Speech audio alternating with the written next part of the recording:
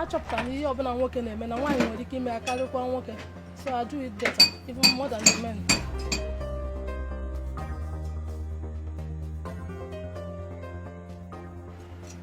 Afọ m bụ Okoye Ukamaka.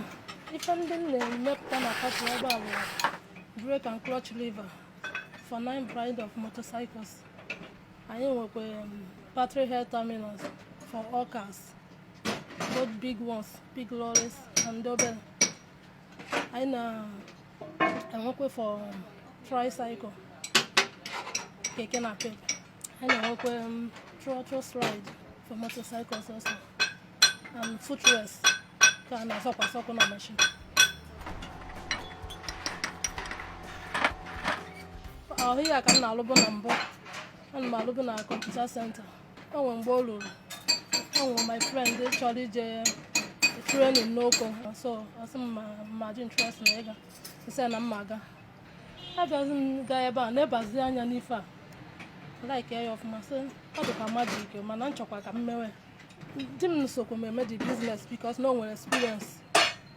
Fana anya na enwe ife na-agụ mmadụ agụ ime, and ife ọ na-agụrụ gị agụ ime hapụ onye aha. Ife asị na n'obi ebe mpụta, ife na ọ na-anụ ya ọkụ n'obi. Onwe anyị o ji afụ because ọ hapụziri ife niile, even ya na m anọrọ dịka o nwere ife na mana m nọ ha na ya nsogbu adịghị.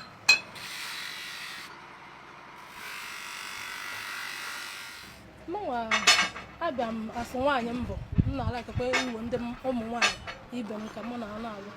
Ọ machiri anyị ji arụ ọrụ anyị na-enwetakwa ebe a local here na Nnewi ebe a. The raw material was scrap aluminum, that is scrap ka ọ machines anyị na-use egokwana ya na Nnewi ebe a. Mgbe ụfọdụ anyị na-eji Ọnịsha gote ụfọdụ n'ime ha, mana nke anyị na-use ahụ dị main one eji ekwesịrị ị na-use maka enweta ji main one, ọ ya ka dịrị anyị izi ya. O nwere challenges maka without that machine m kwuru okwu ya, anyị ahụ enweta quantity of more. So with the help of that machine, we nwere ike na-ede na-enweta like 5,000, 6,000 pieces. Mana otu anyị ji aka manual na-eme, o nwere ka the end of today I nweta like 1,000. Like o nwere another machine apart from this nke osisi anyị ji wee na-atọ na o nwere another one, foreign one.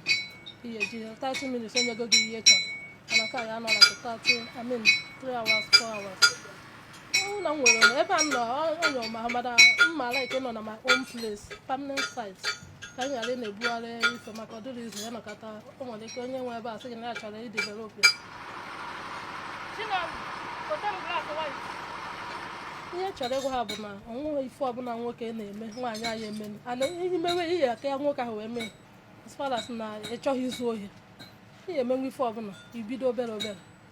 So ana m enye ha advice ha achọ ife ha ya eme, asịzina na ọrụ adịrọ, ya bụ na gọọmenti enye ha gị ọrụ, ijiri aka gị nye onwe gị ọrụ.